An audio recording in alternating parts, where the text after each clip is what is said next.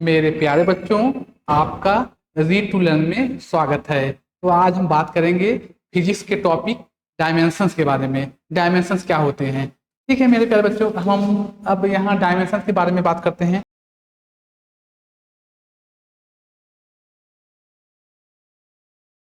Dimensions, ये हमारे dimensions क्या होते हैं और डायमेंशन का यूज क्या है।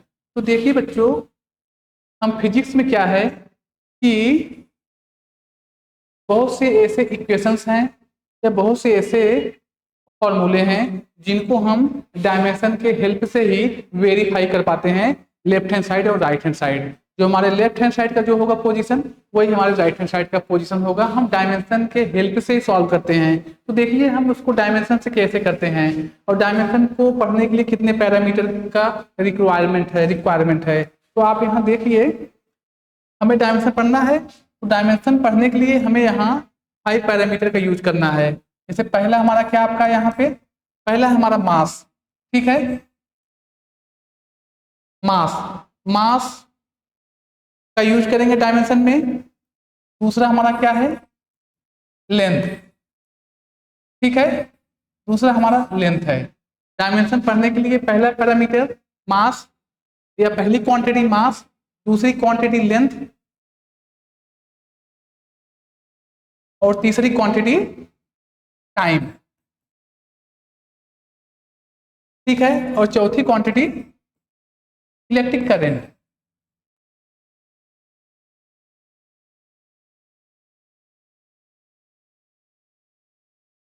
और फिफ्थ क्वांटिटी जो है वो आपकी है टेम्परेचर।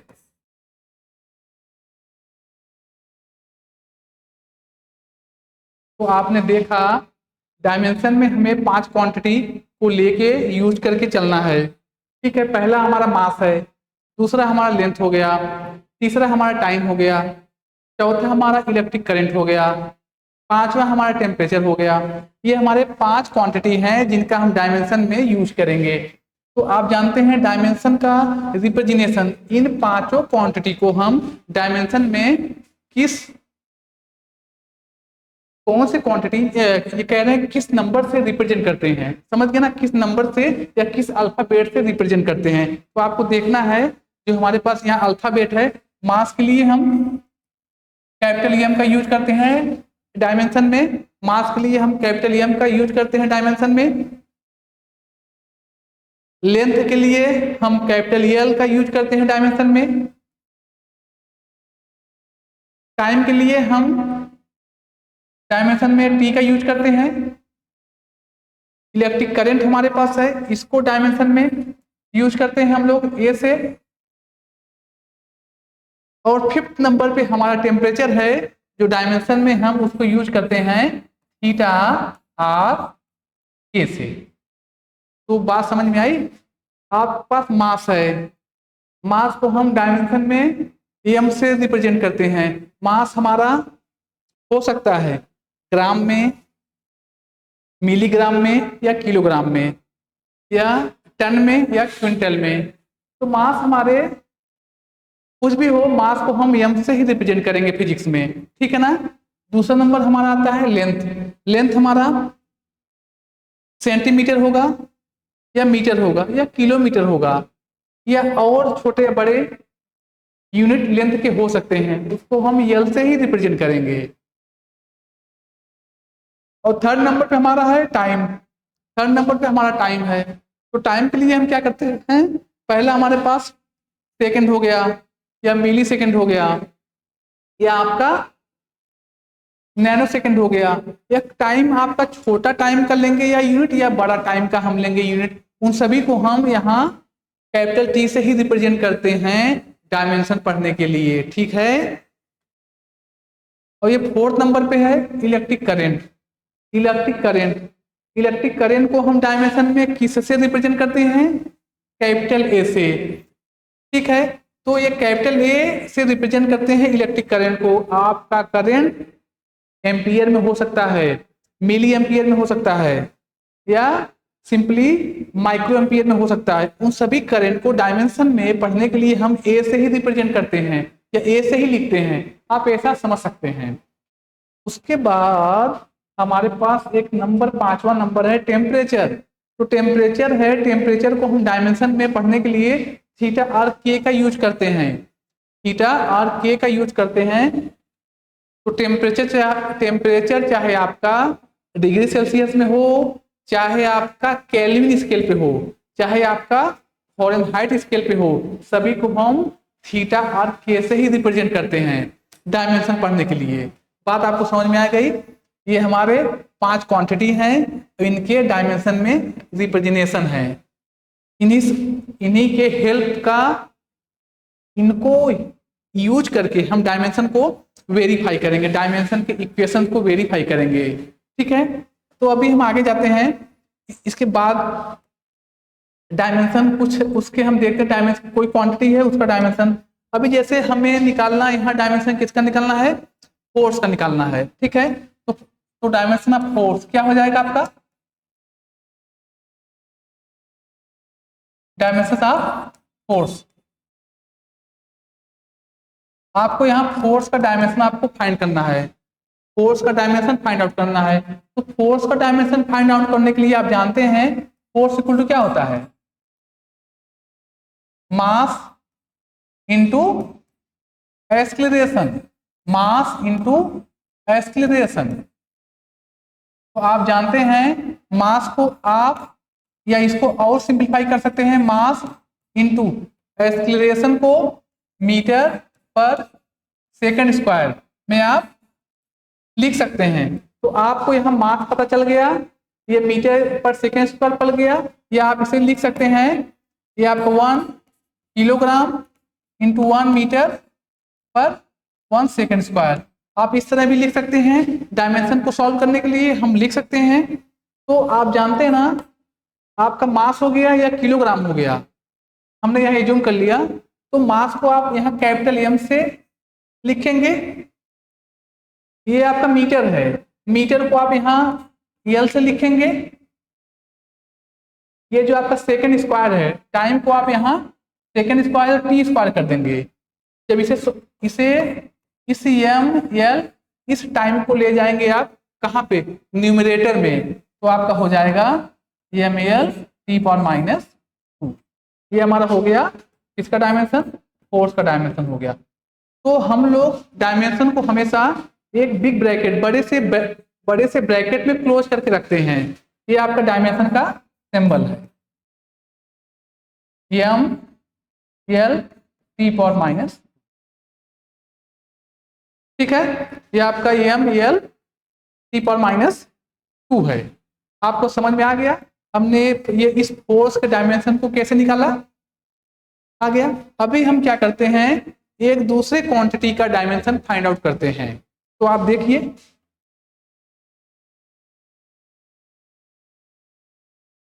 हम यहाँ डायमेंशन फाइंड आउट कर रहे हैं इलेक्ट्रिक पोटेंशियल का।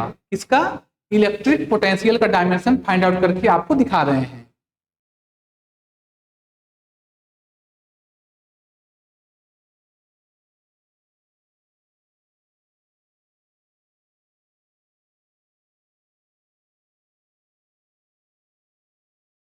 इलेक्ट्रिक पोटेंशियल, इलेक्ट्रिक पोटेंशियल को हम यहाँ इसका डायमेंशन फाइंड करना चाहते हैं। तो कैसे करेंगे? आप जानते हैं इलेक्ट्रिक पोटेंशियल क्या होता है आपका। पहली बात तो इसका आपको फार्मूले याद होने चाहिए। ठीक है, electric potential equal to work upon charge. Electric potential क्या होता है आपका? Work upon charge. ठीक है ना, जो आपका वर्क डन होता है, ये आपका बेसिकली 2 पॉइंट चार्ज के बीच में जो वर्क निकालते हैं वो वर्क है, तो ये चार्ज है। तो इस केस में क्या होगा, वर्क आप जानते हैं force into,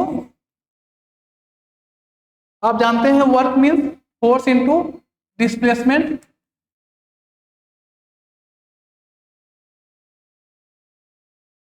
divided by charge. आप जानते हैं electric current into electric current into time,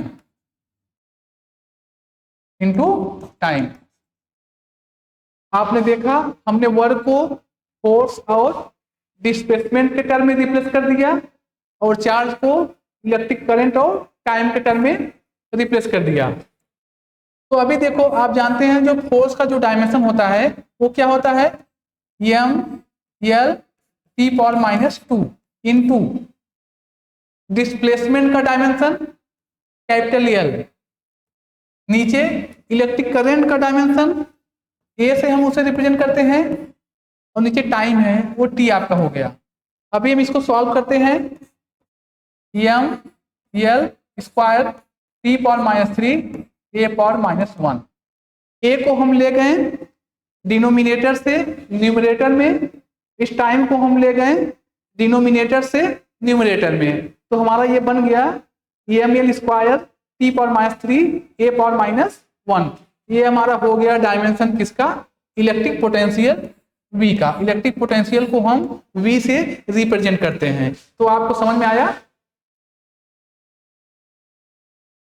आ गया समझ में, ये आपका डायमेंशन किसका हो गया, इलेक्ट्रिक पोटेंशियल का।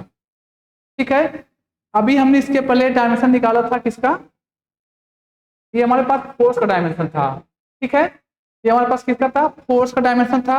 अभी हमने दूसरे डायमेंशन को निकाला यहाँ पे, इलेक्ट्रिक पोटेंशियल। ठीक है, ये हमारा इलेक्ट्रिक पोटेंशियल का डायमेंशन है। आपने देखा हमने इसको कैसे सॉल्व किया।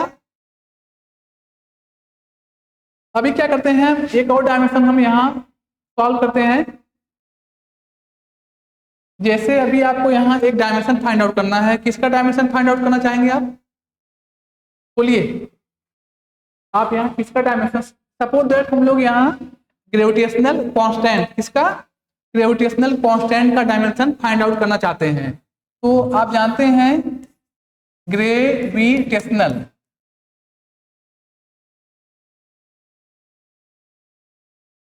यह आपका ग्रेविटेशनल कांस्टेंट का डायमेंशन आपको निकालना है, वो आपका कैपिटल जी का डायमेंशन आपको फाइंड आउट करना है। तो आप जानते हैं जो आपका कैपिटल जी का जो आप निकालेंगे dimension F into R square by M square, ये आपका फार्मूला है न्यूटन्स ग्रेविटेशनल लॉ को यूज करके हम इसको इसके फार्मूले को डिराइव किए थे और यूज करेंगे डायमेंशन फाइंड आउट करने में। तो G equal to F into R square by M square, इसका मतलब आपका ये न्यूटन है, क्या आपका है ये आपका न्यूटन मीटर स्क्वायर पर किलोग्राम स्क्वायर। आप देख रहे हैं नीचे आपका मास का स्क्वायर है, ऊपर आपका डिस्टेंस बिटवीन टू मास के बीच का डिस्टेंस का स्क्वायर है। ये आपका इन दो मास के बीच में जो फोर्स, अट्रैक्शन फोर्स लग रहा है वो फोर्स है। ठीक है ना, तो आप जान गए जी अभी किसमें रिप्लेस हो गया आपका, न्यूटन मीटर स्क्वायर पर किलोग्राम स्क्वायर। अभी हम इसके डायमेंशन को लिखेंगे। आप जानते हैं जो फोर्स, न्यूटन माने क्या, फोर्स हो गया, फोर्स के डायमेंशन को लिखेंगे आप एम एल टी पावर -2। अभी इसके पहले पीछे हमने किया था फोर्स के डायमेंशन को, ये आपका मीटर स्क्वायर है, लेंथ का डायमेंशन है एल स्क्वायर हो गया, ये नीचे आपका मास है इसका स्क्वायर है तो एम स्क्वायर हो गया आपका। यहाँ से इसको ये एक एम कट गया, एम को ले जाएंगे न्यूमरेटर में, डिनोमिनेटर से M inverse L power 3 T power -2, ये हमारा डायमेंशन किसका हो गया, ग्रेविटेशनल कांस्टेंट का। ठीक है ना, ये जो डायमेंशन अभी हमने यहाँ कैलकुलेट किया है ये किसका डायमेंशन है, ग्रेविटेशनल कांस्टेंट का डायमेंशन है। ठीक है ना, ये जो आपका डायमेंशन यहाँ हमने निकाला वो किसका डायमेंशन है बच्चों, ग्रेविटेशनल कांस्टेंट का। कैसे निकाला, हमने पहले इसके फॉर्मूले पे गए, हमने कहा दो इक्वल मास हैं उनके बीच r डिस्टेंस है, तो ये फार्मूला बन गया।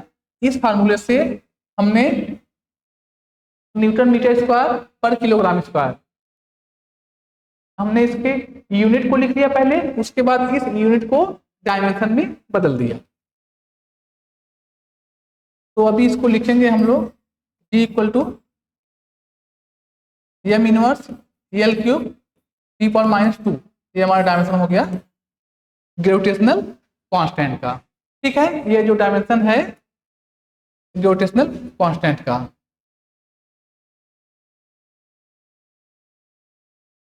अभी हम क्या करते हैं, कुछ हम लोग कंपटीटिव टाइप के डायमेंशन की बात करते हैं। ये तो मान लो बोर्ड टाइप का है, स्कूल के बोर्डिंग में, बोर्ड स्कूल में आ जाएगा। कुछ हम कंपटीटिव टाइप के डायमेंशन के बारे में बात करते हैं, कैसे सॉल्व करते हैं उसे। ठीक है ना।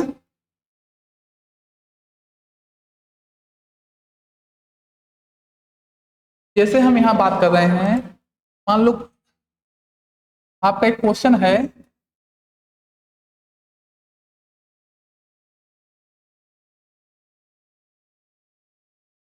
The force equation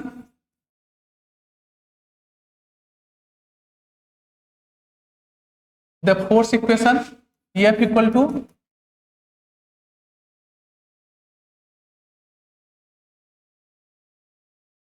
A e power minus x square,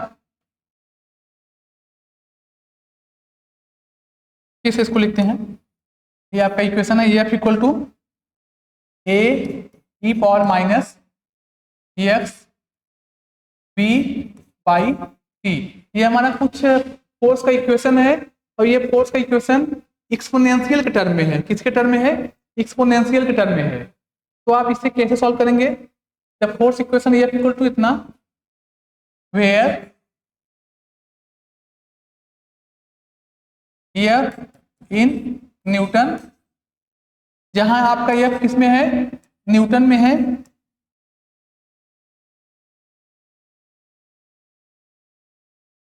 X is in metre, T is in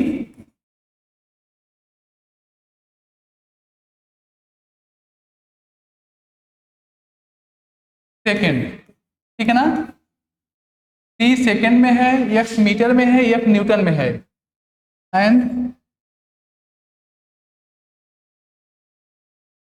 A and B are constant, A and B are constant, ये भी यहाँ कांस्टेंट है। आप देख रहे हैं the force equation F equal to A into e to the power minus x b by t, where F in newton, X is in metre, T is in second, and A and B are constant. यहाँ A B क्या है, constant है। Find the dimension of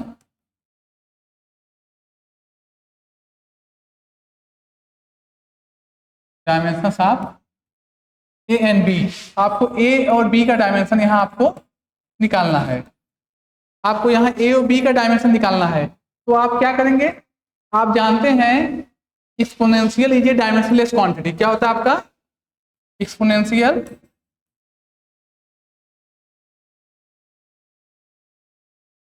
is a dimensionless,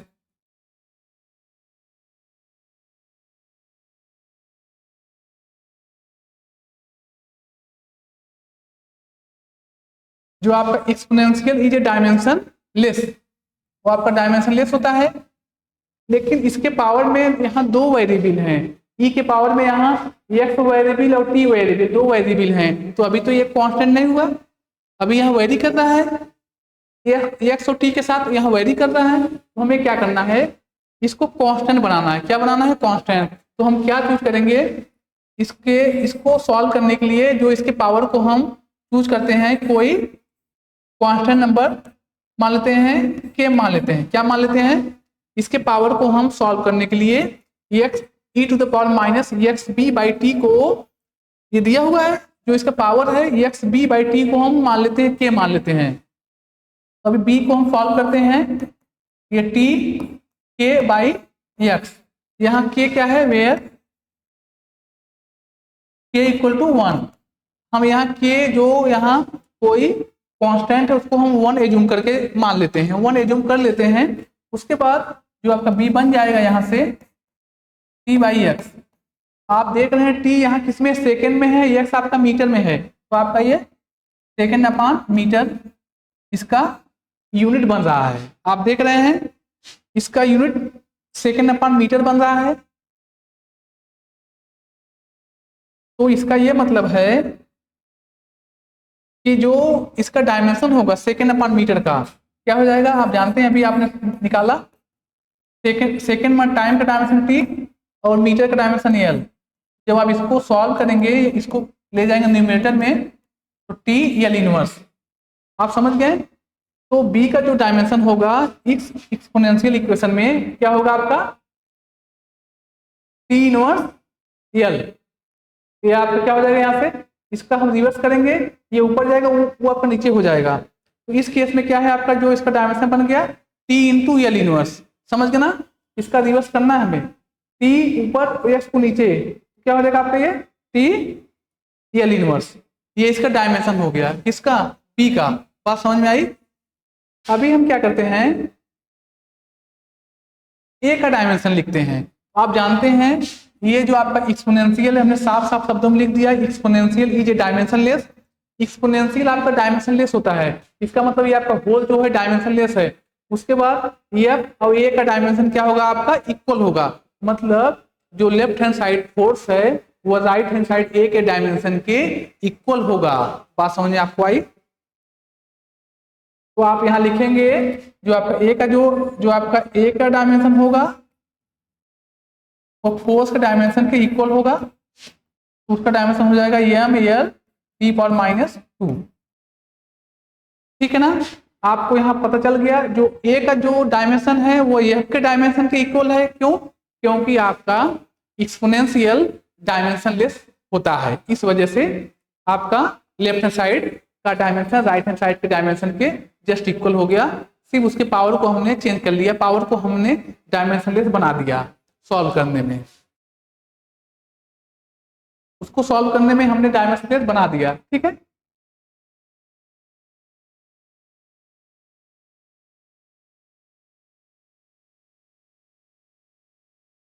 अभी हम इसको solve करते हैं।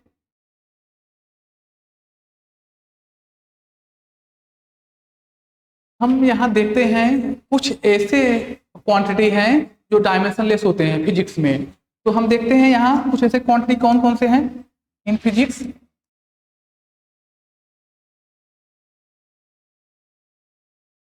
In physics exponential, पहला एक्सपोनेंशियल, एक्सपोनेंशियल, आपका दूसरा लॉगरिथमिक, लॉगरिथमिक, तीसरा trigonometric, trigonometric.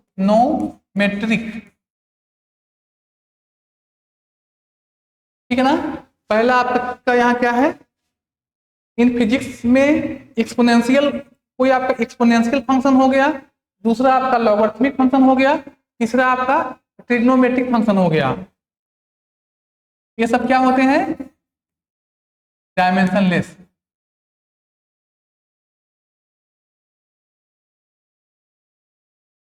Functions are dimensionless.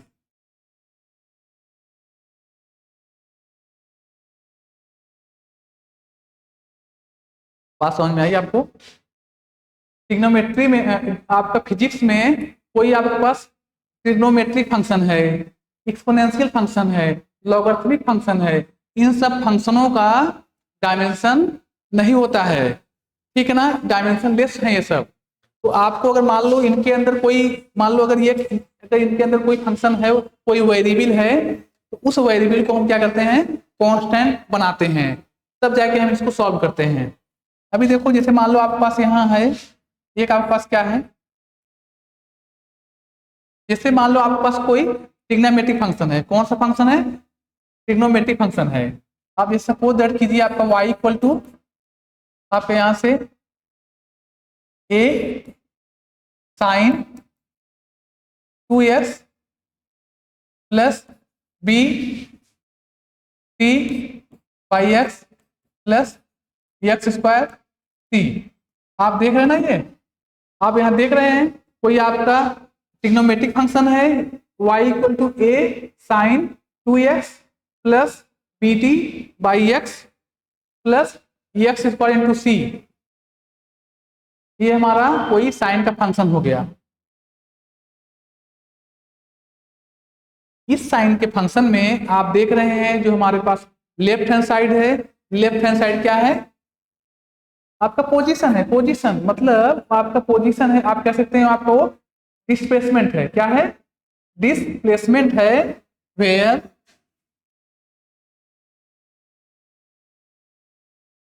y is in metre, x is in metre, t is in second.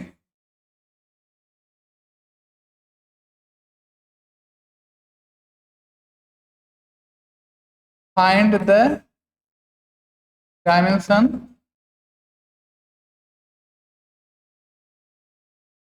A, B and C। आप देख रहे हैं ये हमारे पास कोई ट्रिग्नोमेट्रिक इक्वेशन है।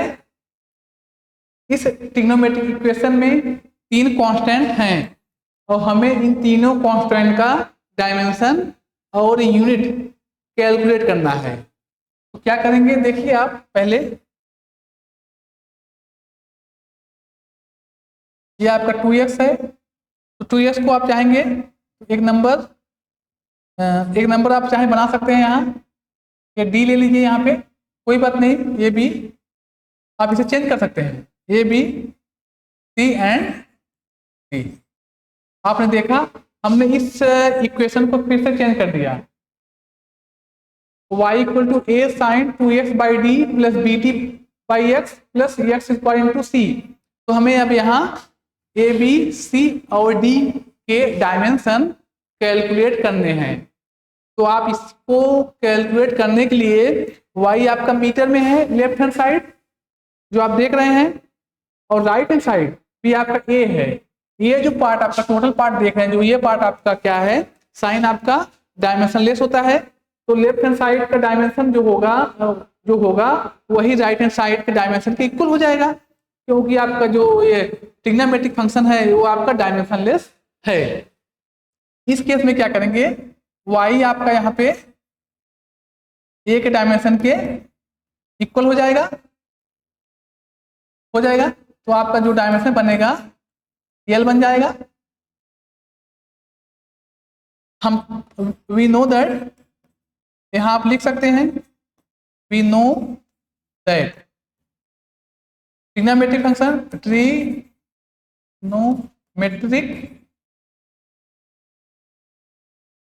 functions are dimensionless। functions are dimensionless।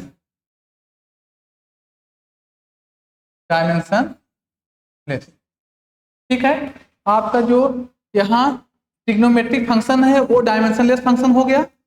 तो आपका लेफ्ट हैंड साइड का डायमेंशन राइट हैंड साइड के डायमेंशन के इक्वल हो गया। अभी क्या करते हैं, जो इसके अंदर जो है देखेंगे हम 2x बाई डी, पहले d का ही निकाल लेते हैं। 2x बाई डी तो 2x बाई डी हमें इसको क्या बनाना है, कोई फिक्स नंबर बनाना है, कोई कांस्टेंट नंबर में रिप्लेस करना है। तो आप d को यहाँ क्या रख दें कि ये जो आपका ये वाला पार्ट आपका है, इतना पार्ट है, ये पार्ट क्या आपका हो जाए, फिक्स नंबर हो जाए या कांस्टेंट हो जाए। इस केस में क्या करेंगे आप, लेट पहला आप निकालेंगे, पहला लॉ आपका हो जाएगा 2x डी बाई कोई कांस्टेंट चूज कर लिए k के। अब फिर d को क्या कर देंगे, यहाँ से हम लोग यहाँ 2 को नहीं चेंज करेंगे, 1 मिनट सॉरी। आप यहाँ देखेंगे x बाई डी को हम कोई कांस्टेंट k चूज कर लेंगे। हमारा d क्या हो गया, हमारे यहाँ से x बाई k हो गया, k where k equal to 1। यहाँ हमारा k क्या है, वो 1 के इक्वल है। k हमारा क्या है, k हमारा यहाँ 1 है, वेयर k इक्वल टू 1। जब k इक्वल टू 1 तो d इक्वल टू हमारा क्या होगा, x के इक्वल हो गया। जब x के इक्वल हो गया तो यहाँ x मीटर में है, यहाँ x मीटर में है, तो जो आपका d का जो डायमेंशन होगा वह लेंथ के डायमेंशन के इक्वल हो जाएगा। तो d का भी डायमेंशन आपका l के डायमेंशन के इक्वल हो गया, तो d जो आपका हो गया वो मीटर में हो जाएगा, तो डायमेंशन l हो जाएगा। ये तो आपके पास a के डायमेंशन आपने निकाला और d का डायमेंशन निकाल लिए। अभी क्या करते हैं, आपको यहाँ निकालना डायमेंशन किसका, इस इक्वेशन में b का डायमेंशन आपको निकालना है। तो b के डायमेंशन निकालने के लिए क्या करते हैं, हम इस b into T by x को हम कोई कांस्टेंट नंबर k चूज कर लेते हैं और उस कांस्टेंट नंबर को हम 1 एज्यूम करते हैं, फिर आगे सॉल्व कर लेते हैं। तो आप यहाँ देख सकते हैं क्या होगा आपका बी टी बाई एक्स, चाहेंगे आप यही सॉल्व कर लेंगे, जगह है मेरे पास। देखिए यहाँ से आप देखेंगे तो B T by X equal to कोई कांस्टेंट नंबर k है, हमने एज्यूम किया। अभी इसको रीअरेंज करते हैं, x k बाई टी, हमने इसको रीअरेंज कर लिया, वेयर k, जहाँ k क्या है आपका है 1 है, हमने इसको एज्यूम किया है कोई कांस्टेंट नंबर, फिक्स नंबर। हम फॉर सिंप्लिसिटी इसको सिंपल करने के लिए या करने के लिए हम एज्यूम कर लेते हैं, मान लेते हैं। उसके बाद हमारा b हो जाएगा x बाई टी। तो जो आपने देखा यहाँ b क्या हो गया x by T, x by T का मतलब क्या होता है आपका मीटर पर सेकेंड। तो जो आपका b का जो यूनिट बन रहा है वो आपका मीटर पर सेकेंड बन रहा है। मीटर पर सेकेंड बनाने से आपका ये जो टर्म है, ये टर्म आपका कांस्टेंट हो जा रहा है। तो अभी आपका जो b का डायमेंशन होगा मीटर पर सेकेंड से मतलब यल अपॉन टी को हम और करेंगे सिंप्लीफाई, यल टी इनवर्स। ये हमारा हो गया b का डायमेंशन, ये हमारा हो गया b का डायमेंशन। आपने देखा ये हमारा किसका डायमेंशन है, ये b का डायमेंशन हो गया। आपके पास d का भी डायमेंशन है, a का भी डायमेंशन है, बच गया है c का डायमेंशन। तो c के डायमेंशन को आप कैसे यहाँ कैलकुलेट करोगे देख लेते हैं। c के डायमेंशन में आप देख रहे हैं जो आपका एक्स स्क्वायर इंटू सी है, तो इसको हम क्या करेंगे कोई कांस्टेंट एज्यूम कर लेंगे और उस कांस्टेंट को 1 करके हम c के डायमेंशन को भी निकाल लेंगे। अगर आप चाहेंगे तो देखिए कैसे इसको कर रहे हैं।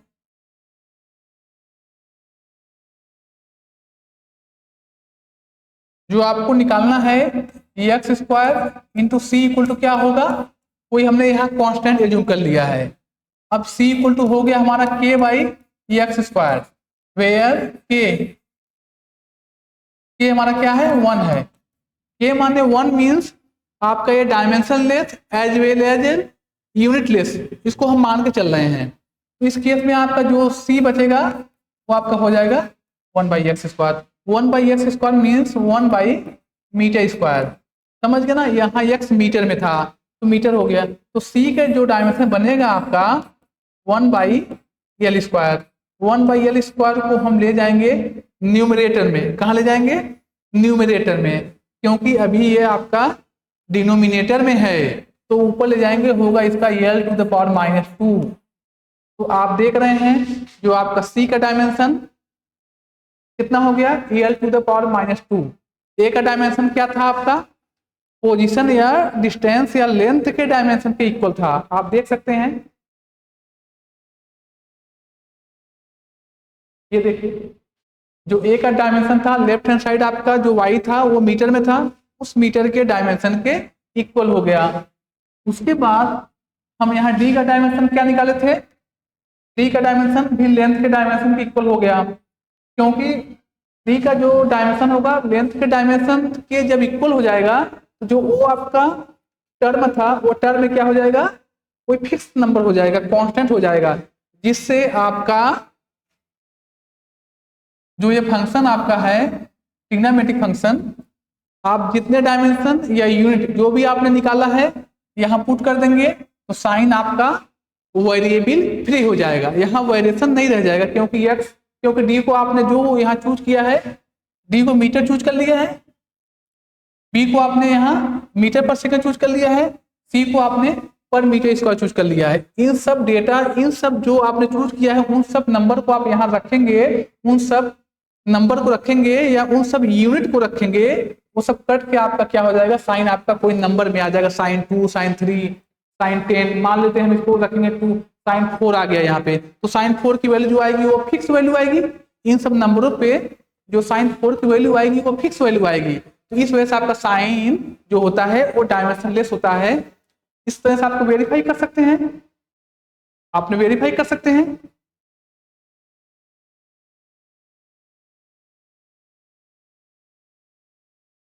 आपने देखा हमने क्या क्या किया, हमने एक एक्सपोनेंशियल फंक्शन था हमारे पास, कोई एक्सपोनेंशियल फंक्शन था, हमने उस एक्सपोनेंशियल फंक्शन में जो वेरिएबल थे, उस वेरिएबल को रिमूव करने के लिए कांस्टेंट को उसके यूनिट का रिवर्स चूज करके सॉल्व किए हैं। जब उसका रिवर्स कर देंगे तो कट के आपका वो एक्सपोनेंशियल जो होगा आपका वो कोई फिक्स नंबर में आ जाएगा। फिक्स नंबर में आना अच्छी बात है, क्योंकि वो ऑलरेडी डिफाइंड है कि वो आपका डायमेंशनलेस होता है, तो आना भी ठीक, आना भी चाहिए।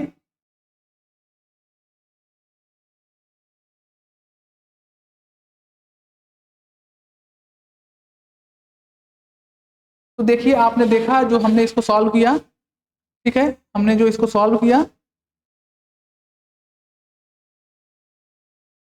आप चाहेंगे तो आप यहाँ लॉगरिथमिक का भी निकाल सकते हैं। आप चाहेंगे तो लॉगरिथमिक फंक्शन एक है, उस लॉगरिथमिक फंक्शन का भी आप डायमेंशन फाइंड आउट कर सकते हैं, ठीक है ना। अब हम यहाँ एक कोई लॉग फंक्शन चूज करते हैं, लॉग फंक्शन एक आपका एग्जांपल है,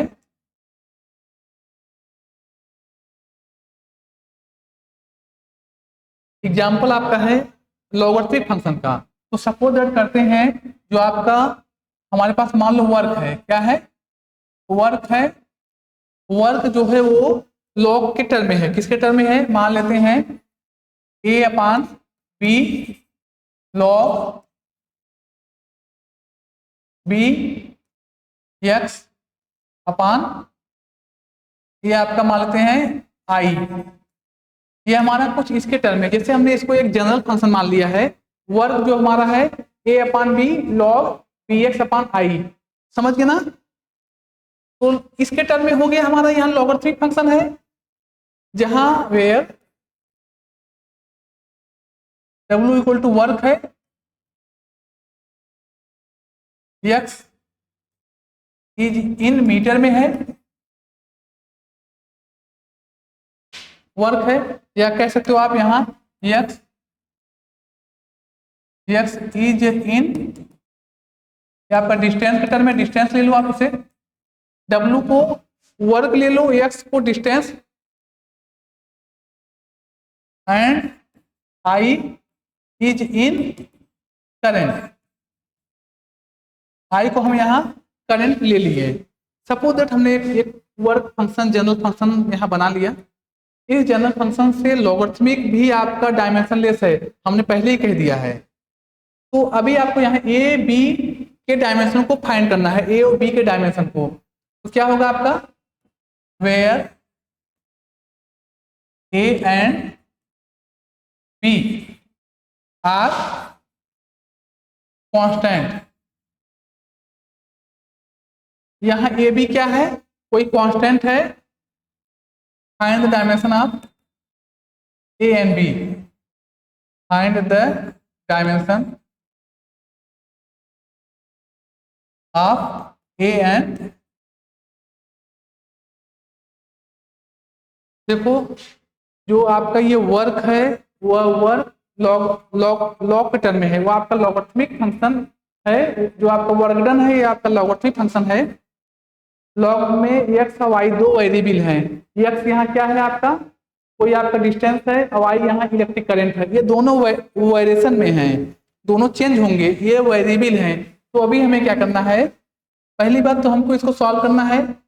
सॉल्व करने के लिए क्या करते हैं, बी को हमें क्या बनाना है, बी को हमें एक ऐसा नंबर या एक ऐसी क्वांटिटी चुनना है जो इस पूरे टर्म को क्या बना दे, फिक्स बना दे, कांस्टेंट बना दे या नॉट वेरिएबल बना दे। समझ गए आप ना? तो क्या करते हैं आप बी एक्स बाई आई को चूज कीजिए, क्या कोई कांस्टेंट नंबर के, सिंपल सा है, लॉगरिथमिक में, एक्सपोनेंशियल में, ट्रिग्नोमेट्रिक में आपको चूज करना है। आप यहाँ एज्यूम करेंगे, मानेंगे और आगे बढ़ जाएंगे, आपका जो आपको चाहिए यूनिट या डायमेंशन वो आपको मिल जाएगा। तो हम यहाँ मानते हैं B X by I equal to क्या मान लेंगे, बोलिए, एक नंबर के वेयर के इक्वल टू क्या है, कोई कांस्टेंट है, जहां के क्या है, कोई कांस्टेंट है, ये कोई आपका कांस्टेंट है जिसकी वैल्यू, कोई कांस्टेंट है जिसकी वैल्यू 1 हमने एज्यूम कर लिया। जब हम एज्यूम करेंगे इस इक्वेशन में पुट कर देंगे, मान लो इक्वेशन 1 कर देंगे इसे, तो B X by I equal to 1, यहां से बी क्या हो गया आपका आई बाई एक्स, बी आपका यहां से क्या हो गया आई बाई एक्स हो गया। आई क्या है आपका यहाँ इलेक्ट्रिक करंट है, तो आपका ये हो जाएगा, एक्स क्या है डिस्टेंस है, तो हम मीटर मान लेते हैं, कुछ दिया नहीं है, ये आपका एम्पियर पर मीटर। आपका जो बी का जो डायमेंशन बन रहा है, बी का जो यूनिट यहाँ से बन रहा है वो आपका एम्पियर पर मीटर है। तो एम्पियर पर मीटर को आप क्या करेंगे, डायमेंशन के फॉर्म में जब इसे रिप्लेस करेंगे तो आपका वो हो जाएगा ए एल इनवर्स। ठीक है, जब आप इस कांस्टेंट बी को डायमेंशन के टर्म में रिप्लेस करेंगे तो आपका हो जाएगा डायमेंशन ए इंटू एल इनवर्स। आपका डायमेंशन बन गया यहाँ से बी का। अभी आपको क्या निकालना है, डब्ल्यू तो वर्क डन है, इसका मतलब जो आपका ये जो आपका ये वाला पोर्शन, लॉग वाला पोर्शन, वो तो अभी डायमेंशन लेस बन गया, क्योंकि जब हम बी के डायमेंशन को ए एल इनवर्स पुटअप कर देंगे तो वो आपका ये कोई फिक्स नंबर या कोई कांस्टेंट नंबर बन जाएगा। हमें वही कांस्टेंट नंबर बनाना है, ये बन गया, बी का डायमेंशन आपने फाइंड कर लिया। अभी क्या करते हैं, हम यहाँ ए का डायमेंशन फाइंड आउट करेंगे। तो ए का डायमेंशन फाइंड आउट करने के लिए क्या करेंगे, a by b equal to work done, समझ गए ना, a by b equal to आपका वर्क डन। तो ए इक्वल टू क्या हो जाएगा आपका यहाँ से बी इंटू वर्क डन, समझ गए। क्योंकि ये देखो ये नंबर आपका फिक्स है, ये अब इसमें कोई वेरिएशन नहीं है, जो भी बचा हुआ है डब्ल्यू और ए और बी के बीच में निकालना है। तो आप जानते हैं बी का डायमेंशन, अभी देखो आपने यहाँ से बी का डायमेंशन आपने यहाँ से निकाला, क्या था, पुट यहाँ पुट कीजिए ए एल इनवर्स। उसके बाद आपका ये डब्ल्यू यहाँ वर्क डन है, तो वर्क डन का डायमेंशन क्या होगा, वर्क का डायमेंशन आप जानते हैं M into L square into T to the power -2, ये डायमेंशन आपका वर्क का है। तो आप यहाँ पुट कर देंगे M L square T power -2, ये हमारा वर्क का डायमेंशन है, ये हमारा बी का डायमेंशन है। जब इसे हम मर्ज करेंगे या मिलाएंगे एक में, ये हमारा हो जाएगा, क्या होगा, ये हमारा यहाँ पे हो गया एम एल, ये देखो एल पावर 2 है और ये एल पावर -1 है, कैंसिल हो जाएंगे, एल बचेगा यहाँ से, फिर बचेगा आपका टी पावर -2 और फिर उसके बाद बचेगा ए। आप यहाँ देख रहे हैं जो आपका डायमेंशन है ए का, क्या हो गया, इलेक्ट्रिक, ये आपका मास हो गया, ये लेंथ हो गया, ये टाइम हो गया, ये आपका इलेक्ट्रिक करंट हो गया। तो आपने यहाँ देखा ए का जो डायमेंशन है ये आपका ए कोई कांस्टेंट है, लेकिन ये जो आपका इलेक्ट्रिक करंट का नोटेशन है। तो आपने देखा बी का जो डायमेंशन था क्या था, ए इंटू एल इनवर्स था, और जो ए का जो डायमेंशन है M L T to the power -2 into a, ये हमारा यहाँ ए का डायमेंशन हो गया। तो आपने देखा जो ये फंक्शन था, जो हमारा ये लॉगरिथमिक फंक्शन है, लॉगरिथमिक फंक्शन को हमने इसको डायमेंशनली कैसे वेरीफाई करना है, लेफ्ट हैंड साइड को राइट हैंड साइड के इक्वल हमें करना है, ये हम डायमेंशन मेथड से कर सकते हैं। ठीक है, तो डायमेंशन मेथड से आप बहुत सी इक्वेशन को वेरीफाई कर सकते हो। आपका वो इक्वेशन कैसा होगा, लॉगरिथमिक हो सकता है, एक्सपोनेंशियल हो सकता है, ट्रिग्नोमेट्रिक हो सकता है, या आपका velocity equation, force equation, power equation, energy equation, बहुत से इक्वेशन हो सकते हैं जो आपको विथ डायमेंशनल के मेथड से ही उसे वेरीफाई कर पाओगे। उसे आपको प्रूव करना है, डायमेंशनली प्रूव करना है। तो ठीक है मेरे बच्चों, हम लोग फिर मिलते हैं नेक्स्ट क्लास में। Okay, thank you.